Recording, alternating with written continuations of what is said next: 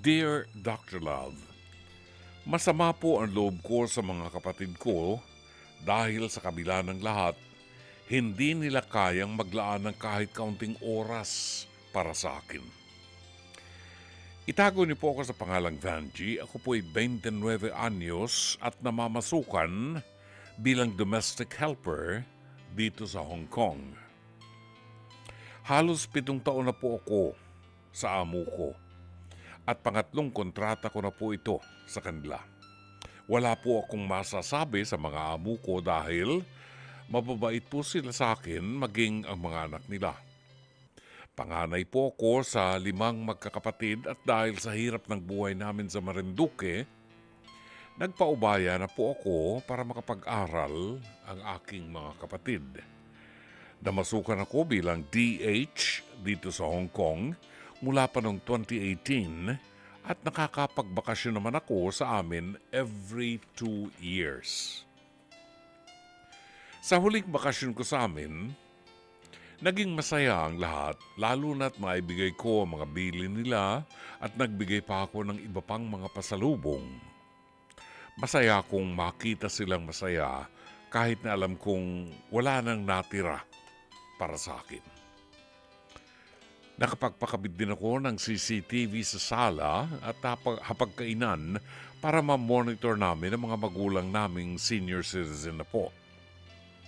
Bukod pa rito, masaya rin ako sa tuwing namo-monitor ko ang pamilya ko gamit ang cellphone ko at sa ganitong paraan nababawasan ang aking pagka-homesick. At dahil day off ko tuwing linggo, nanonood ako sa CCTV para lang makita sila. Kadalasan kasi nasa sala lamang sila tuwing linggo at nanonood ng TV or nakahilata lang sa sofa at sahig habang nagsa-cellphone.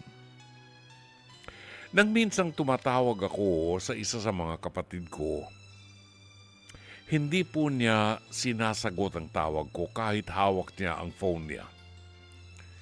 Tumawag naman ako sa isa kong kapatid pero chinek lang niya ang kanyang phone at hindi sinagot ang tawag ko. Sinubukan kong tumawag sa isa ko pang kapatid pero hindi niya pinapansin ang tawag ko. Dr. Love, ang sama po ng loob ko sa kanila. Akala siguro nila hindi ko sila nakikita sa CCTV. Gusto ko man lamang sana silang makausap at makabanding sa mismong day off ko kahit sandali lang pero hindi nila magawa yun para sa akin. Tinatawagan ko ang mga magulang ko at sa mismong araw na yun at kaagad nilang sinasagot ang phone. Dito ko na rin sinabi sa kanila ang tungkol sa galit ko sa aking mga kapatid. Napaisip tuloy ako, Dr. Love, siguro oras na para wag na ako magpadala sa mga kapatid ko para may maitabi naman ako para sa aking sarili. Mag-focus na lamang ako sa pagtulong sa mga magulang ko. May 2 pa akong kapatid na pinag-aaral ng college pero dapat ko pa ba itong ituloy? Kung ang simpleng pagsagot ng tawag ko ay hindi nila magawa. Ayoko na pong magpadala ng pera, damit, bag, sapatos at kung ano-ano pa para magtanda sila. Hindi po sa nanunumbat ako pero ang dami kong isinakripisyo para lamang sa kanila. Ano po ba ang dapat kong gawin, Dr. Love? Gumagalang, Vanji ng Hong Kong. Balikan po natin ang liham kasaysayan ng ating tagapakinig na si Vanji, buhat po sa Hong Kong. Maraming salamat, Vanji, sa pagtitiwala mo sa ating palatuntunan. Meron tayong kasabihan na nakikita raw natin ang kahalagahan ng isang tao kapag siya ay malayo na or hindi natin siya masyadong nakikita o nakakausap. Or kung wala na siya. Doon lamang natin nakikita ang kahalagahan niya. Kaya nga merong kasabihan sa Ingles, absence makes the heart go fonder, sabi nila. Ang kasaysayan po ni Vanji ay hindi nag-iisa. Marami ang mga kapatid natin na mga OFW ang nakakaranas ng ganitong kasaysayan na mahalaga lamang sila, masaya lamang sila kapag meron silang tinatanggap na pasalubong buhat sa mga OFWs na uuwi sa Pilipinas. Lahat halos ng kaplastika ng mga kamag-anak natin makikita natin kapag tayo ay umuwi na ng Pilipinas. 3 kilometro pa ang layo mo, nakangiti na sa'yo. At ang ngiti nila talagang from ear to ear. Lalo pag alam na meron kang pasalubong. Yung iba, kapag hindi naabutan ng pasalubong, talagang masamang-masama ang loob. Na parang utang na loob mo sa kanila na pasalubungan sila. My goodness! Hindi na nila naiisip kung paano ka nag-ipon. Paano ka nagpakasakit, nagpakagutom para lamang maipon mo ang pera mo at makabili ka ng mga sale items na maiuwi mo sa Pilipinas. Normal yan sa mga umuuwi na mga OFW dito sa ating bansa.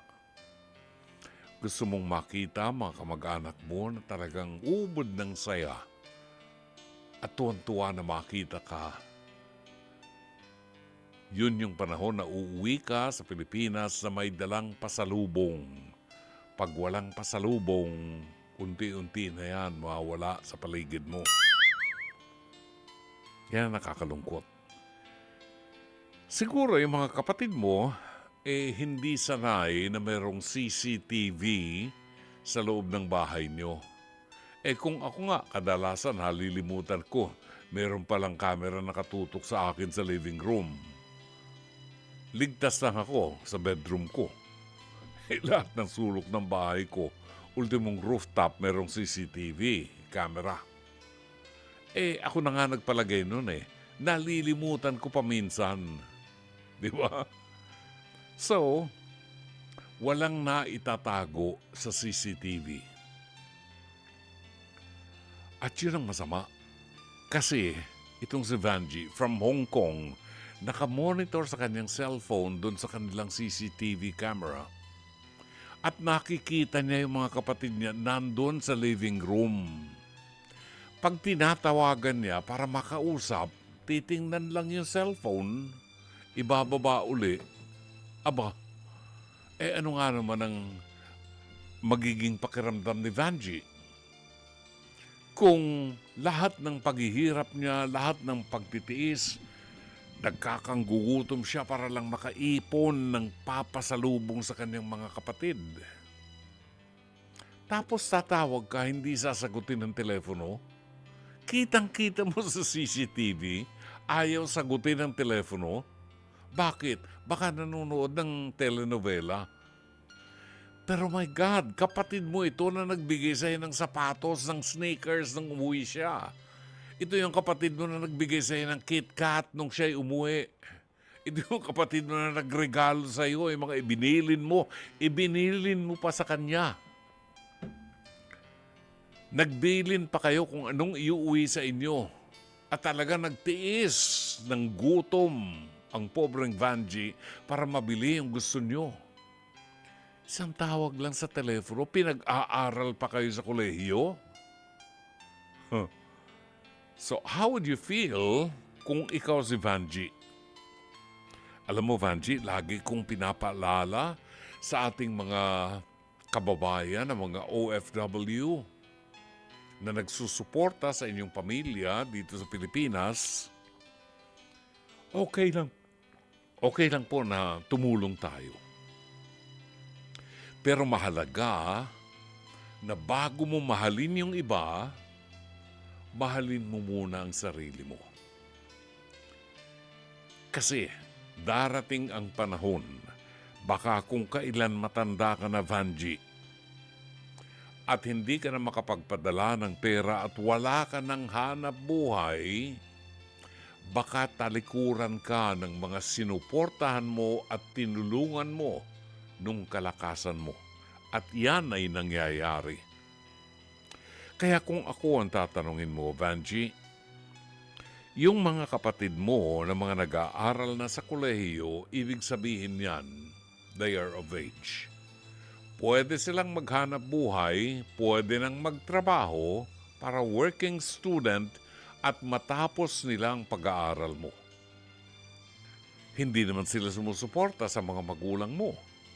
So, kung hindi nila nakikita ang kahalagahan ng iyong paghihirap, ano pa ang purpose ng pagsuporta mo sa kanila? Kung ngayon pa lang nakikita mo na ang kawalang utang na loob ng mga kapatid mo sa iyo.